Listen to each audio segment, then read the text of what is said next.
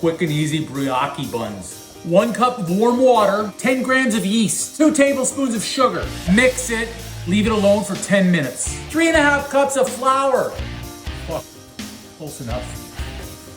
A pinch of salt, not a punch. Give me some sugar. Mix it, make a well. 1 egg yolk, 1 egg, no shells.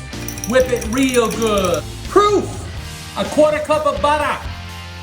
See, 1/4 cup. Cube it. Ridiculous, man, I have no wait for this. Add your eggs in. That's what it should look like. Add this in slowly. Pick it up one. Adding your butter. Do this for 10 minutes. Grease the bowl. Cover it. 1 hour in the cold oven.